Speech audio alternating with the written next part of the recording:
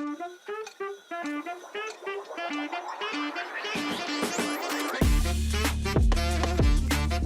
ይስጥልኝ ክቡራንና ክቡራት ተመልካቾቻችን፣ ይህ ኢትዮምስ ነው። ኢትዮምስ በህንፃ ግንባታና በህንፃ አሰራር ሂደቶችን በተመለከተ የተለያዩ ሀሳቦችን የምናቀርብበት ፕሮግራም ነው። ዛሬም እንደተለመደው ከኢንጂነር ታምራት ጋር ሀሳብ አስተያየቶችን ከእናንተም ለመቀበል የተለያዩ ሀሳቦችን ለመወያየት መተናል ማለት ነው። ጤና ይስጥልኝ ኢንጂነር ታምራት። እግዚአብሔር ይመስገን። ሰላም ነው። ሰላም ነው። እግዚአብሔር ይመስገን። እንግዲህ በተለያዩ ፕሮግራሞቻችን ብዙ አይነት የህንፃ አሰራር ሂደቶችን እንዲሁም ደግሞ የህንፃ ሂደትን ወይም ህንፃን በተመለከተ ብዙ ነገሮችን አውርተናል፣ ተነጋግረናል። ዛሬ ደግሞ እስቲ መሰረታዊ የሚባል የህንፃ ግንባታ ሂደት ከዲዛይን ጀምሮ መሰረታዊ የሚባል የህንፃ ግንባታ ሂደትን በተመለከተ ዋና የሚባለው ሀሳብ ያው ህንፃን የሚያቆመው ስትራክቸር ነው። የህንፃ መሰረታዊ መዋቅር ነው። ስለዚህ የዚህ መሰረታዊ የህንፃ መዋቅር ደግሞ የሚሸከመው የህንፃ ሎድ ወይም ክብደት የምንለው ነገር አለ። እስቲ የህንፃ ክብደት ወይም ሎድ የምንለው ነገር ምንድን ነው? እንዴትስ ነው ህንፃችን ይህን ነገር መሸከም የሚችለው? እንዲሁም ደግሞ ምን አይነት የህንፃ ክብደቶች ወይም ሸክሞች አሉ? ሎድ በቀጥታ ብንተረጉመው ያው ሸክም ነው የሚሆነው።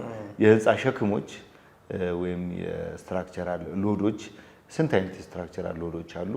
እንዲሁም ደግሞ እነዚህን የሚሸከሙት የህንፃ አካላት እነማን ናቸው? በምንስ መንገድ ነው የሚሸከሙት የሚለውን መሰረታዊ የሆነ የህንፃ ግንባታና የህንፃ ዲዛይን ሀሳብ እስቲ ለተመልካቾቻችን ቀላል በሆነ መንገድ ያው ባለሙያዎች አሉ፣ ተማሪዎች አሉ፣ የዚህ ላይ ስፔሻላይዝ ያደረጉ ሰዎች አሉ። እንዲሁም ደግሞ የኛ ሙያ ኮንስትራክሽን ሙያ ላይ ብዙ እውቀት የሌላቸው ተጠቃሚዎች፣ ነዋሪዎች፣ የቤት ባለቤቶች፣ ቤት የሚገነቡ ሰዎች ወይም የሚያስገነቡ ሰዎች አሉና ለነሱ መሰረታዊ የሆነውን ነገር ብቻ ለማስተላለፍ እንደው መሰረታዊ እውቀቱ ብቻ እንዲኖራቸው ለማድረግ ያህል እነዚህ ነገሮች ላይ እንወያያለን ማለት ነው።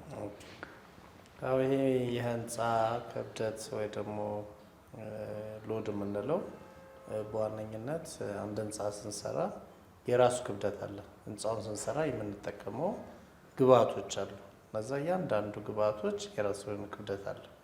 ከዛ ህንፃው ላይ ደግሞ ተጠቃሚው ማህበረሰቡ ሰው እዛው ሲገባ እሱ የህይወት ያለው ክብደት እንለዋለን ማለት ነው። ያኛውን ግብአቱን ህይወት የሌለው ክብደት ወይ ደግሞ ሙት ክብደት እንለዋለን፣ ዴድ ሎድ የምንለው ማለት ነውና ህይወት ያለው ደግሞ የምናስገባው የቤት ዕቃ ሊሆን ይችላል፣ ሊንቀሳቀስ የሚችል በቋሚ የማይሆን ማለት ነው።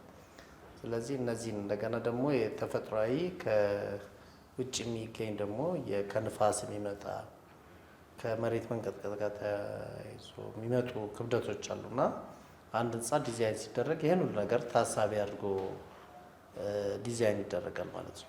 ስለዚህ የህንፃው ከፍታ ሲጨመር የወለሉ መጠን ሲጨመር በዛው መጠን ክብደቱ ይጨምራል። ስለዚህ ይሄን ሁሉ ታሳቢ አድርጎ የመሰረቱ ስፋት ስንት ይሁን፣ ጥልቀቱ የትኛው ላይ ቦታ ላይ ይቀመጥ የሚለው ይወሰናል። ስለዚህ ግን ህንፃ ክብደት እንዴት ይተላለፋል የሚለውን ነው መሰረታዊ ነገር ለመናገር አንድ ህንፃ ለምሳሌ ይሄ የቆምንበት እኛ ወለል ይሄ ወለል እኛ ስናርፍበት ክብደቱ አራቱ ማዕዘን ለቢሞች ይሰጣል ማለት ነው። በሆሪዞንታል ሜምበር ለምንለው ለቢሙ ይሰጣል። ቢሙ ደግሞ የተሸከመውን ክብደት የደረሰውን ክብደት ይይዝና ያስተላልፋል ለኮለን ለምንለው ማለት ነው። ኮለናችን ደግሞ ያንን ክብደት ተቀብሎ ለመሰረታችን ይሰጣልና በዚህ መልኩ ክብደቶች ስለሚሸጋገሩ እንጂ አሁን ይሄ ነገር ተሸክሞ የሚቆመው ነገር የለም ማለት ነው። የተሸከመውን ያስተላልፋል፣ የሆነ ክብደት ሲመጣበት ያስተላልፋል ለቢም ለኮለን፣ ኮለን ለመሰረት እያለና በመሰረታዊነት እነዚህ ክብደቶችን የሚተላለፉበት ወይ ደግሞ ወደ መሬት የሚደርሱበት በመጨረሻ ተሸካሚ መሬት ስለሆነ ነው የአፈር ምርመራ የሚደረገው። የመሰረታችን ዋናው ይሄ ጫማ የምንለው ወይ ፉቲንግ የምንለው በእንግሊዝኛው እሱ የሚወሰነው የእሱ ጥልቀት የሚወሰነው ስፋቱ የሚወሰነው የብረት መጠን የሚወሰነው ከዛ አንፃር ነው። የመጨረሻ ያ ፉቲንጉ እንደገና ለመሬት ይሰጣል ማለት ነው። ስለዚህ የመጨረሻ ተሸካሚ መሬት ነው የሚሆነው። ከዚህ ጋር ተያይዞ አሁን በቅርቡ የተከሰቱ በነበሩ የመሬት መንቀጥቀጥ ያው ራቅ ካለ ቦታ ቢከሰትም ንዝረቱ እዚህ ደርሷል እና በተለያዩ ሚዲያዎች ወደ ኮለን አካባቢ ተጠጉ ይባላልና ምክንያቱም ስላቡ ላይ ችግር ቢገጥም ኮለኑ አካባቢ ላይ የመፍረስ ሁኔታው ስለሚቀንስ ነው፣ የመናድ እድሉ ስለሚቀንስ ወደ ኮለን ተጠጉና ቆሙ ይባላልና ያው ከዛ ነው ግንዛቤ የሚመጣው ማለት ነው። ምክንያቱም ኮለን አካባቢ ላይ ደህንነቱ የተጠበቀ ነው ተብሎ ስለሚታሰብ የሚመጡ ክብደቶች ወደዛ ሄድ በኮለን ስር ስለሚሄዱ ኮለኑ የፌል ማድረግ ወይ ደግሞ የመፍረስ እድሉ ዝቅተኛ ስለሚሆን ያው መውጣት ከተሻለ ከዛ ህንፃ መውጣት የተሻለ ነው። ካልሆነ ግን ቢያንስ እዛ ጋር መሆን የተሻለ ደህንነት ለመጠበቅ ወሳኝ ነው ማለት ነውና ከዚህ ጋር ተያይዞ ብዙ ባለሙያዎች ኮለን አካባቢ ላይ እንድንቆም እንድንሰበሰብ ይነግሩን ነበርና ምክንያቱ ይሄ ነው ለማለት ነው። መሰረታዊ የህንፃ የሸክሞችን በምናይበት ጊዜ አንተ ትንሽ የተወሰነ ለማብራራት ሞክራል። እነዚህ ዴድ ሎድ ወይም የሙት ሸክም የምንለው ያው ቀጥታ ሲተረጎም ምናልባት አማርኛው እንትን ሊረብሽ ይችላል። ነገር ግን ያው ዴድ ሎድ ወይም ሙት ሸክም የምንለው የህንፃውን የራሱን ክብደት የህንፃ አካላት ማለት እነዚህ አንድ ቤተሰብ እንቁጠራቸው። የህንፃ አካላት ማለት አንድ ቤተሰብ በቃ ተባብረው ተጋግዘው ህንፃውን ማቆም የሚችሉ አካላት ናቸው ማለት ነው። ህንፃው ማቆም የሚችሉ አካላት ናቸው። እንዲህ ህንፃው ቆሞ ግልጋሎት ሲሰጥ የምናየው እያንዳንዱ የህንፃው አካላት የየራሳቸውን ግልጋሎት ወይም የየራሳቸውን ጥቅም በአግባቡ መወጣት ሲችሉ ነው፣ ወይም ደግሞ የራሳቸውን ኃላፊነት በአግባቡ መወጣት ሲችሉ ነው ማለት ነው። ስለዚህ እነዚህ አካላት አንዱ ለአንዱ እንደ ቤተሰብ ናቸው። ይግባባሉ፣ ይነጋገራሉ፣ ይቀባበላሉ፣ ኃላፊነትን ተራ በተራ ይተካካሉ ማለት ነው። ያን ደግሞ ለማድረግ ትልቁ ሸክማቸው ያ ክብደት የምንለው ነው። ሸክም አለባቸው። ያ ሸክም ግን ስንቆጥር ከራሳቸው ሸክም ነው የሚጀምረው። እኛም እንኳን ስንንቀሳቀስ እኮ የኛ ሰውነት ክብደት በወፈረ ቁጥር የመንቀሳቀስ አቅማችን እየከበደን ይመጣል። ልክ እንደዛ ህንፃም ህይወት ያለው ነገር ላይ የተቀዳ ዲዛይን ስለሆነ ወይም ንድፍ ስለሆነ እያንዳንዱ አካል ለህንፃው መቆም ሲባል የተሰጠው መጠን አለ። ያ መጠኑ የሚያመጣው ክብደት አለ። ያን ክብደት ራሱ መሸከም አለበት። ሌሎቹም አካላት ከሱ ጋር ተቀናጅተው የቆሙት አካላት የሱን ክብደት የራሳቸውን ክብደት መሸከም አለባቸው። ያን ነው ዴድ ሎድ የምንለው። ስለዚህ አንድ ቢም እዚህ ጋር ካለ ያ ቢም ከሱ በላይ ያለውን አካል ክብደት መሸከም ብቻ ሳይሆን የራሱን ክብደት መሸከም መቻል አለበት። ዲዛይን ሲደረግም ያንን እንዲሸከም ተደርጎ ነው ዲዛይን የሚደረገው ማለት ነው። መጠኑ ታስቦ ክብደቱ ተሰልቶ ይህንን የራሱን ክብደት እንዲሸከም ምን ያህል መሆን አለበት፣ ብረቱ ምን ያህል መሆን አለበት፣ የአርማታ መጠኑ ምን ያህል መሆን አለበት፣ ምን ያህል ድጋፍ ይፈልጋል የሚለው ነገር በዛው መጠን ተሰልቶ ነው ማለት የሚሰራው። ስለዚህ ዴድ ሎድ የምንለው የመጀመሪያው የክብደት አይነት የራሱ የህንፃው አካላት መጠን የሚያመጣው ክብደት ዴድ ሎድ እንለዋለን ማለት ነው። ላይቭ ሎድ ያልከው እኛ ሰዎች ለዚህ ህንፃ ክብደት ነን። እዚህ ጋር እስከተንቀሳቀስን ድረስ ፈርኒቸሮቻችን አሉ፣ መሳሪያዎች አሉ፣ ማሽኖች አሉ፣ የተለያዩ ነገሮች አሉ። እዚህ ጋር የሚወጡ የሚገቡ የሚንቀሳቀሱ ቦታ ሊቀይሩ የሚችሉ ላይቭ ሎድ የተባሉበት ምክንያት ተንቀሳቃሽ ዳይናሚክ ስለሆኑ ነው። ተንቀሳቃሽ ስለሆኑ ነው። ቦታ ሊቀይሩ ይችላሉ፣ ክብደታቸው ሊጨምር ሊቀንስ ይችላል። ቼንጀብል ነው ወይም ተቀያያሪ ስለሆነ ላይቭ ሎድ ተብሏል ማለት ነው። ሶስተኛው ይሄ ላተራል ሎድ ወይም ኢንቫይሮንመንታል የአየር ንብረት ክብደት ወይም ሸክም ነው የምንለው። ያ ማለት ህንፃውን ከውጭ ወይም ከስር አሊያም ከላይ ሊጫኑበት የሚችሉ ሸክሞች አሉ። ወደ ጎን የምንለው ከፍተኛ ንፋስ ህንፃውን ያገኘዋል። ቀላል አይደለም። ንፋስ ከፍተኛ የሆነ ጫና ወይም ሸክም ህንፃው ላይ ሊያሳድር ይችላል ማለት ነው። ስለዚህ ዲዛይን ሲደረግ ህንፃ የሚመጣ የንፋስ አቅጣጫ በየት በኩል እንደሆነ ይሰላል። የሚመጣው የንፋስ መጠን ወይም ክብደት ወይም ሸክሙ መጠን ምን ያህል ነው የሚለው ይታሰባል። ያንን መሸከም እንዲችል ወደ ጎን የሚያመጣው ጫና ህንፃው ላይ የሚፈጥረው ስትረስ አለ።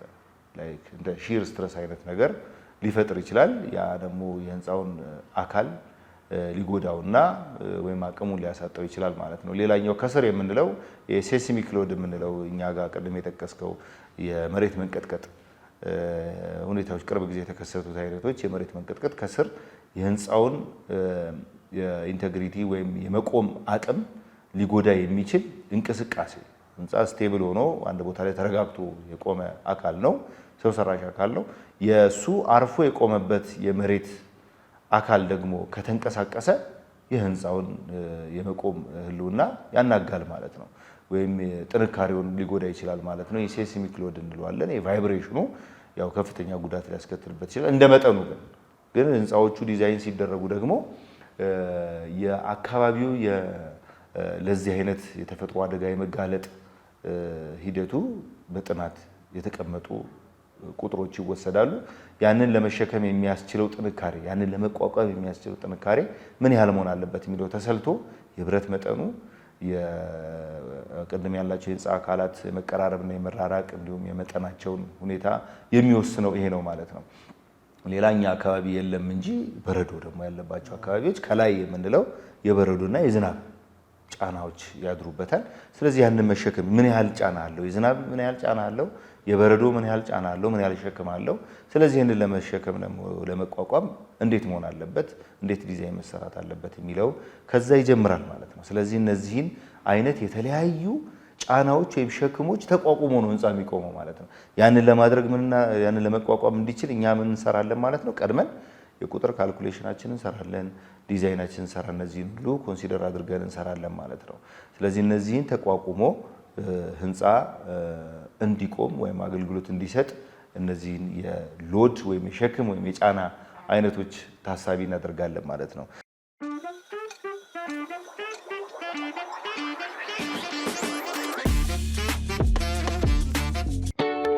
አቤት የመንገዱ ወዘና! የቦሌ መገናኛ ጎዳና አሽከርካሪ በምቾት ይናኛል፣ ተሳፋሪ ግራና ቀኙን ይቃኛል። በዘመናዊ ጎዳና ሌላው አዲስ ነገር ፈጣን የኤሌክትሪክ መኪኖች ቻርጀር። ኢትዮ ቴሌኮም ለኤሌክትሪክ ተሽከርካሪዎች እጅግ ፈጣን የባትሪ መሙያ ገንብቶ ወደ ሥራ አስገብተዋል። ፈጣን የኤሌክትሪክ ቻርጀሩ በስማርትና ሰው ሰራሽ አስተውሎት በተደገፈ ቴክኖሎጂ ላይ ተመስርቶ የኤሌክትሪክ መኪና ቻርጀሮቹ እንደ ተሽከርካሪው ሞዴልና የባትሪ ሁኔታ ለይቶ በሰከንድ 1 ኪሎ ሜትር የሚያስኬዳቸውን የኤሌክትሪክ ኃይል በፍጥነት ይሞላል። በአንድ ጊዜ 32 ተሽከርካሪዎችን ቻርጅ ማድረግ ያስችላል። ቻርጅ ማድረጊያ ጣቢያው ሳምንቱን ሙሉ በቀን 24 ሰዓት ያገለግላል። ዋጋው ለ1 ኪሎዋት 10 ብር ብቻ። ክፍያውን በቴሌብር ሱፐር አፕ በቀላሉ መፈጸም ይቻላል። አዳዲስ ዕድሎችን በማቅረብ ሁሌም ለሀገርና ለወገን ቀዳሚ የመፍትሄ ተገን ኢትዮ ቴሌኮም።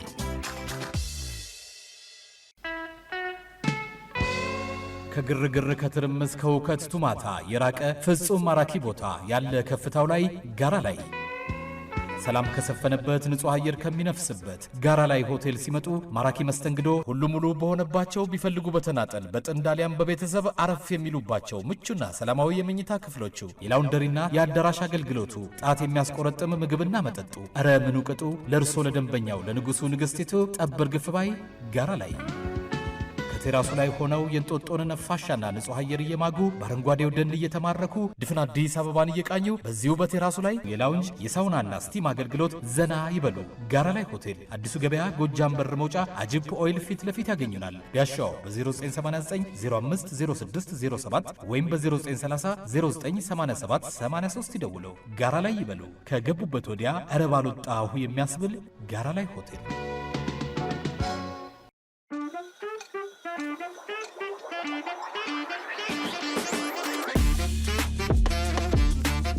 እና ወደ ዋናው ሐሳብ ስንመጣ እነዚህን ሎዶች ምንድነው የሚያደርጋቸው?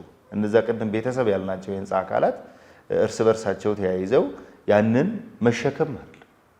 የትኛውም የህንፃ አካል ተሸካሚ አይደለም፣ አስተላላፊ ነው።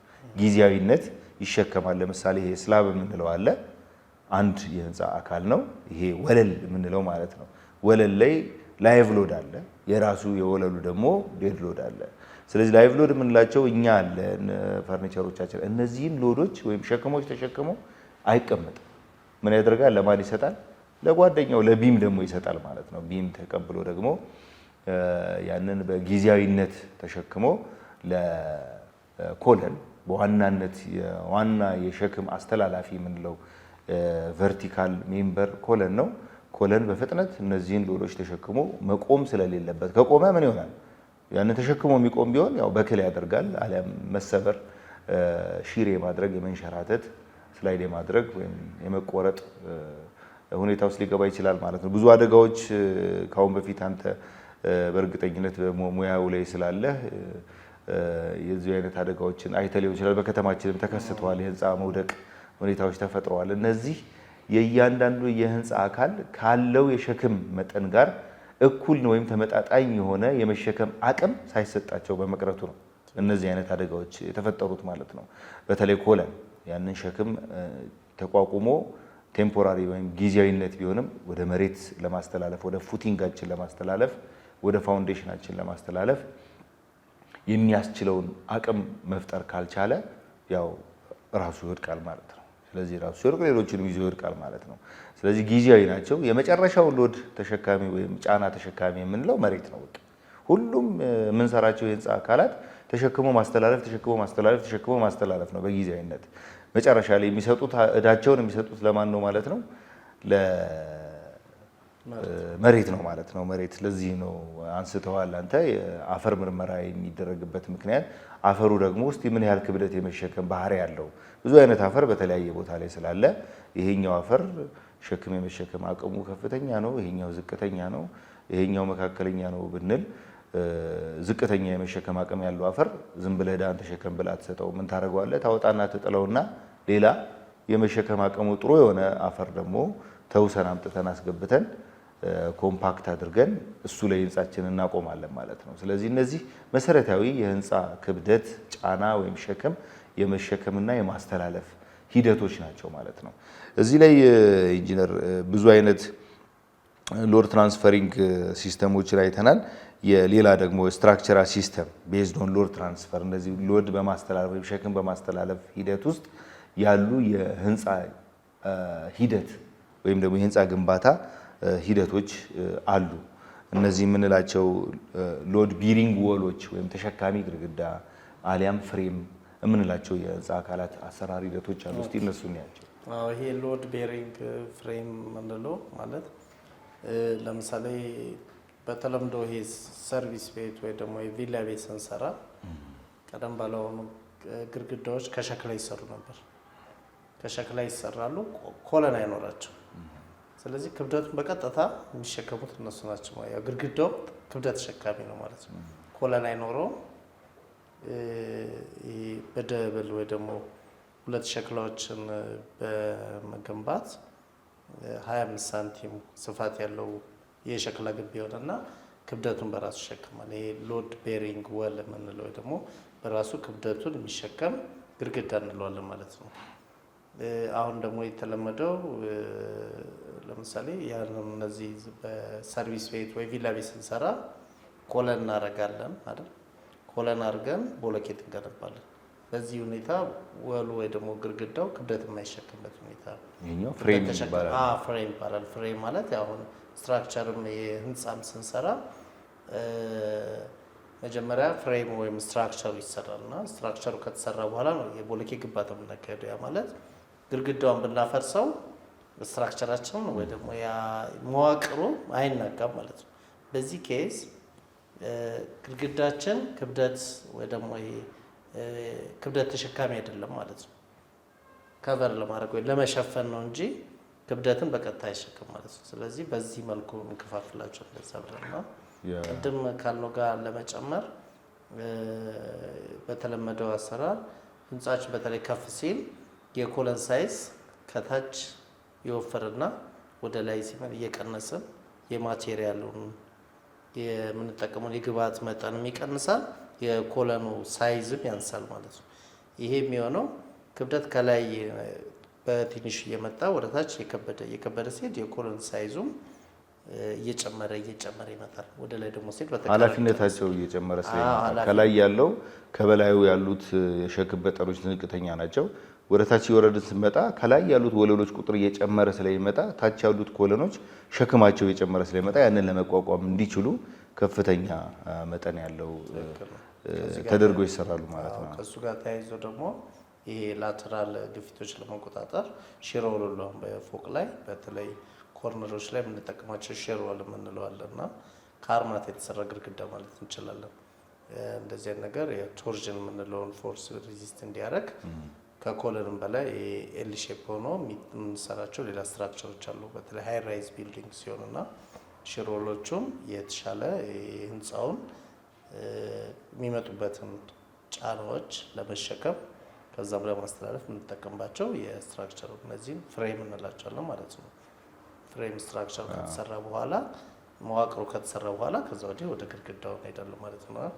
ሎድ ቤሪንግ ነው ግን ራሱ ክብደቱን ቀጥታ ግድግዳው ላይ ሲያልፍና ሲሸከም ይሄ በራሱ ክብደትን የሚሸከም ግድግዳ ወይም መዋቅር ምንለው ማለት ነው። በተለይ ዝቅተኛ ወለል መጠን ያላቸው ለምሳሌ ምንም ፎቅ የሌላቸው G0 የሆኑ መኖሪያ ቤቶችን በምንገነባበት ጊዜ ከዚህ ቀደም በነበረው አንተ ያልከው በሸክላ አሊያም በድንጋይ የሚገነቡ ቤቶች ላይ ግድግዳዎቹ ናቸው የላይኛውን ጫና ወይም ክብደት ተሸካሚ ተደርገው የሚሰሩት።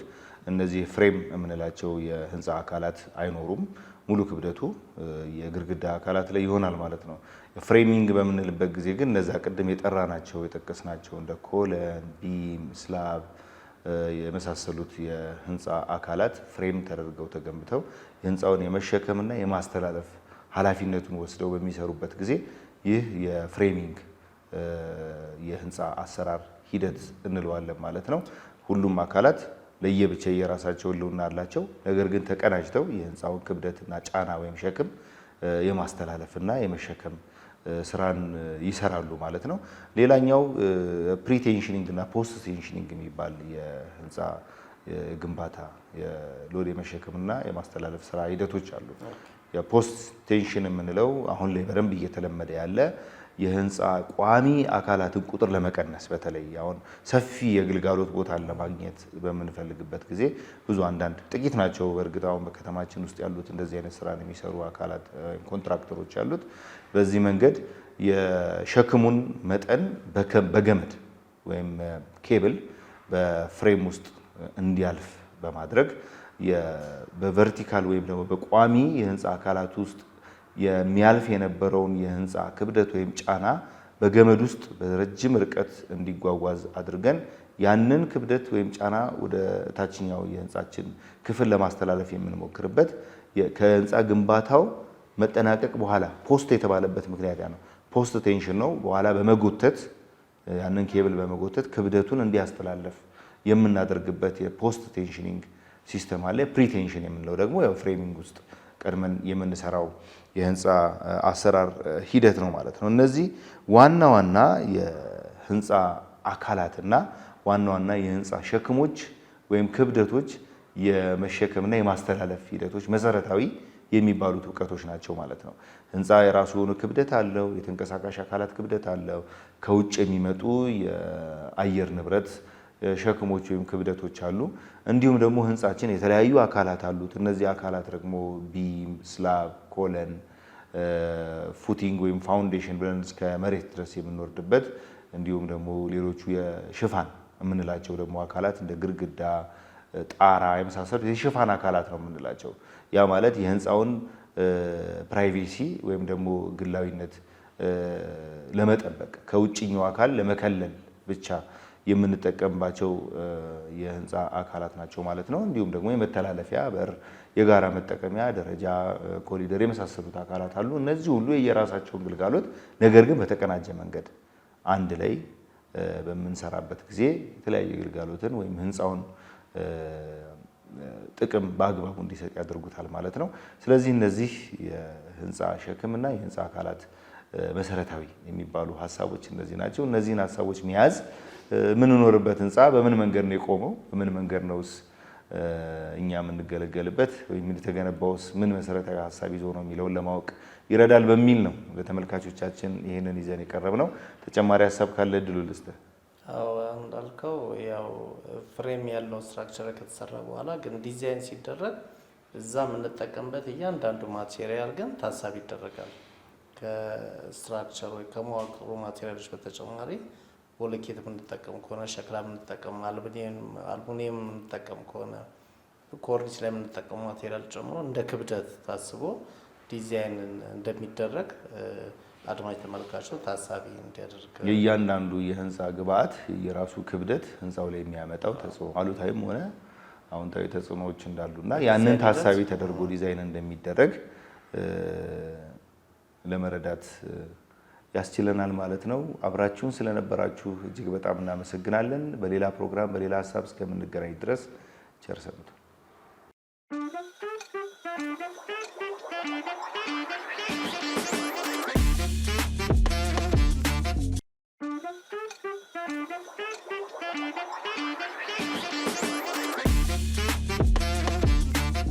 ሰላም ጤና ይስጥልን። የኢትዮ ሆምስ ተከታታይ ቤተሰቦቻችን እንደምን ቆይታችኋል? በዚህ ክፍለ ጊዜያችን ከቤት ጋር ተያያዥነት ያላቸውን የህግ ተኮር ጥያቄዎችን ከእናንተ ከተመልካቾቻችን በተለያዩ ማህበራዊ ሚዲያዎችና በስልክ የሚቀርቡ ጥያቄዎችን በፈርጅ በመሰብሰብ ምላሽ የምንሰጥበት ክፍለ ጊዜ ላይ ደርሰናል። ለተመልካቾቻችን እንደ ማሳሰቢያ የምናነሳው ሀሳብ በርካታ ጥያቄዎች በተለያዩ ማህበራዊ ሚዲያም ሆነ በስልክ ይደርሱናል። ነገር ግን አንዳንድ ጥያቄዎች ቁርጥ ያሉና ሀሳባቸው ግልጽ ያልሆኑ ባለመሆናቸው በስልክ ጭምር በመደወልም ማብራሪያ የጠየቅናችሁ ተመልካቾቻችን አላችሁ።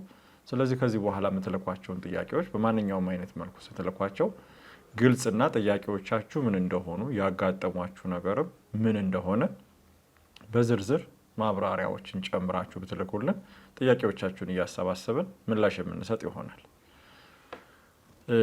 ከተመልካቾቻችን በተደጋጋሚ ከሚቀርቡልን ጥያቄዎች መካከል ከቀረቡልን የመጀመሪያ ጥያቄዎች መካከል ብዙውን ጊዜ በዚህ ፕሮግራም ላይ በተለይ በኢትዮ ሆምስ ህግ ተኮር በሆነው ፕሮግራም ላይ ብዙውን ጊዜ በምታቀርቧቸው ፕሮግራሞች ላይ ንብረትን ወይም ደግሞ ቤትን በተመለከተ አንድ ሰው ግዢ በሚፈጽምበት ወቅት ጥንቃቄ ማድረግ አለበት፣ ግዢ የሚፈጽመው ሰው ጠንቃቃ ገዢ መሆን መቻል አለበት የሚል ሀሳብ ታነሳላችሁ።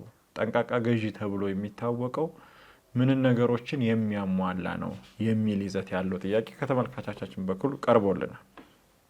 የጠንቃቃ ገዢን ጉዳይን በተመለከተ ስናነሳ በፍትሐ ብሔር ህጋችን 1723 ላይ በግልጽ እንደተመለከተው የማይንቀሳቀስ ንብረትን የሚገዛ ማንኛውም ግለሰብ የሚገዛውን ንብረት የማይንቀሳቀስን ንብረት ለማስመዝገብ ስልጣን በተሰጠው አካል ላይ ማስመዝገብ እንዳለበት በህግ ግዴታ ተቀምጦበታል። እነዚህ የማይንቀሳቀሱ ንብረቶች የመመዝገብ የህግ ግዴታ የተቀመጠባቸው መሰረታዊ ዓላማ ከሚያንቀሳቀሱት የገንዘብ መጠንም ሆነ ከሚያስተላልፉት መብት አንጻር ሲታይ የሚፈጥሩት መብት ወይም ደግሞ በሌላ ሰው ላይ የሚያመጡት ጉዳት ከፍ ያለው እንደመሆናቸው መጠን በህግ የተመለከቱት ፎርማሊቲ ብለን የምንጠራቸው ሀሳቦች መሟላታቸውን በማረጋገጥ የሽያጭ ውሎች በህግ አግባብ መመዝገብ እንዳለባቸው ህጉ ሲያስቀምጥ ነው። ስለዚህ አንድ ጠንቃቃ ገዢ ብለን የምናስቀምጠው ሰው በተለይ ቤትን በተመለከተ ግብይት የሚፈጽም ማንኛውም ሰው በቀዳሚነት እየገዛ ያለው ንብረት ለመሸጥ መብት ካለው ሰው ላይ እየገዛ ያለ መሆኑን ማረጋገጥ ይጠበቅበታል። ለመሸጥ መብት የሌለው ወይም ደግሞ ህጋዊ የሆነ ውክልና ከሌለው ሰው ላይ የሚደረግ ማንኛውም አይነት ግብይት በዛ ግብይት ውስጥ ያለፈ ገዢ እኔ እኮ ይህንን ንብረት ስገዛ ጥንቃቄ አድርጌ ነው፣ ስለዚህ ህጉ መብቴንና ጥቅሜን ሊጠብቅልኝ ይገባል ብሎ ለመከራከር አይችልም። ሁለተኛውና በህጉ የተመለከተው መስፈርት ያንን ንብረት ለመሸጥ ለመለወጥ፣ ስም ለማዞር ወይም ደግሞ ውልን ለማዋዋል ስልጣን ባለው አካል የተደረገ መሆን መቻል አለበት። ብዙውን ጊዜ በማህበረሰባችን ዘንድ የሚስተዋለው ትልቁ ክፍተት በመንደር የሚደረጉ የሽያጭ ውሎች ናቸው። የመንደር ውሎችን በተመለከተ ከዚህ በፊት በነበረው ፕሮግራሞቻችን ላይ በተደጋጋሚ እንዳነሳ ነው ቤትን የሚያክል ንብረት ቤትን የሚያክል ግዙፍ የሆነ ገንዘብ እንቅስቃሴ ያለበትን ንብረት በመንደር ውል ሽያጭ ውል ማድረግ ማለት በስተመጨረሻ ላይ ከሻጭ ጋር ስምምነት በሌለበት ወቅት ያፈሰሱትን ገንዘብ የሰጡትን ገንዘብ መልሶ ተቀብሎ ቤቱን ለሻጭ የማስተላለፍ መብትን የሚፈጥር ነው። ስለዚህ የማይንቀሳቀስ ንብረትን የሚገዛ ማንኛውም ሰው ጠንቃቃ ገዢ ተብሎ ሊጠራ የሚችለው ያንን የሽያጭ ውል የሚያደርገው በህግ መብት ለተቀመጠለት ወይም ደግሞ ለማዋዋል ስልጣን በተሰጠው አካል መሆን መቻል አለበት።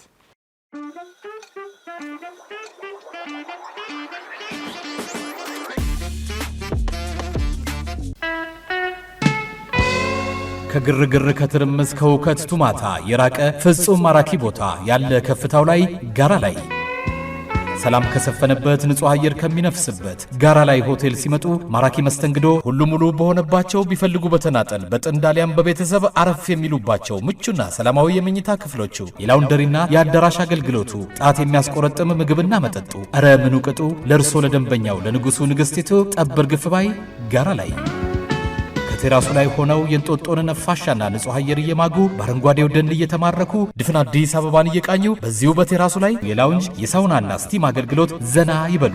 ጋራ ላይ ሆቴል አዲሱ ገበያ ጎጃም በር መውጫ አጅፕ ኦይል ፊት ለፊት ያገኙናል። ቢያሻው በ0989 050607 ወይም በ0930 098783 ይደውሉ። ጋራ ላይ ይበሉ። ከገቡበት ወዲያ እረ ባልወጣሁ የሚያስብል ጋራ ላይ ሆቴል። አቤት የመንገዱ ወዘና! የቦሌ መገናኛ ጎዳና አሽከርካሪ በምቾት ይናኛል፣ ተሳፋሪ ግራና ቀኙን ይቃኛል። በዘመናዊ ጎዳና ሌላው አዲስ ነገር ፈጣን የኤሌክትሪክ መኪኖች ቻርጀር። ኢትዮ ቴሌኮም ለኤሌክትሪክ ተሽከርካሪዎች እጅግ ፈጣን የባትሪ መሙያ ገንብቶ ወደ ሥራ አስገብተዋል። ፈጣን የኤሌክትሪክ ቻርጀሩ በስማርትና ሰው ሰራሽ አስተውሎት በተደገፈ ቴክኖሎጂ ላይ ተመስርቶ የኤሌክትሪክ መኪና ቻርጀሮቹ እንደ ተሽከርካሪው ሞዴልና የባትሪ ሁኔታ ለይቶ በሰከንድ 1 ኪሎ ሜትር የሚያስኬዳቸውን የኤሌክትሪክ ኃይል በፍጥነት ይሞላል። በአንድ ጊዜ 32 ተሽከርካሪዎችን ቻርጅ ማድረግ ያስችላል። ቻርጅ ማድረጊያ ጣቢያው ሳምንቱን ሙሉ በቀን 24 ሰዓት ያገለግላል። ዋጋው ለ1 ኪሎዋት 10 ብር ብቻ። ክፍያውን በቴሌብር ሱፐር አፕ በቀላሉ መፈጸም ይቻላል። አዳዲስ ዕድሎችን በማቅረብ ሁሌም ለሀገርና ለወገን ቀዳሚ የመፍትሄ ተገን ኢትዮ ቴሌኮም።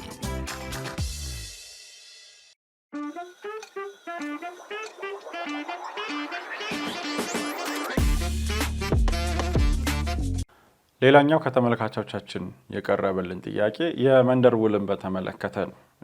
ከጋራ መኖሪያ ቤት ባለፈ ሌሎች መደበኛ የሆኑ መኖሪያ ቤቶችን በተመለከተ የሚደረጉ ግብይቶችን በተመለከተ በመንደር ውል የሚደረግ ግብይቶች በሕግ አግባብ ተቀባይነታቸው ምንድነው?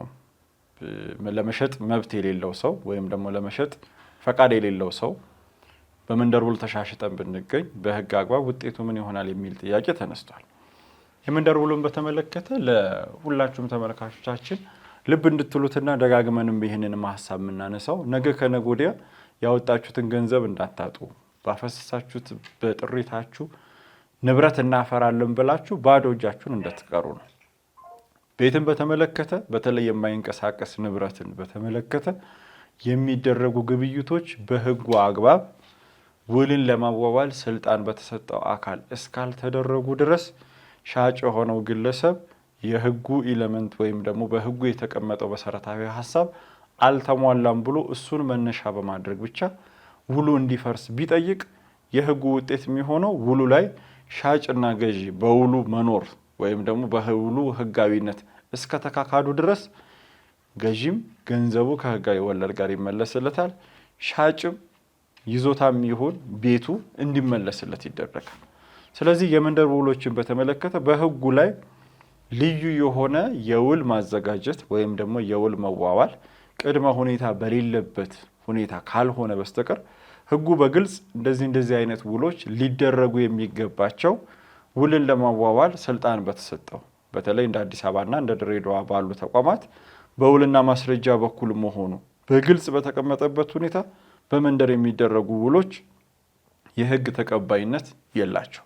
ስለዚህ ይህንን ነገር ጥብቅ የሆነ ጥንቃቄ ያስፈልጋል። ሌላኛው ከገጠር መሬት ጋር በተገናኘ የቀረበልን ጥያቄ ከአንድ ተመልካቻችን አንድ የገጠር መሬት ነበረ። እናም እናታችን 5 ልጅ ወልዳ አረፈች።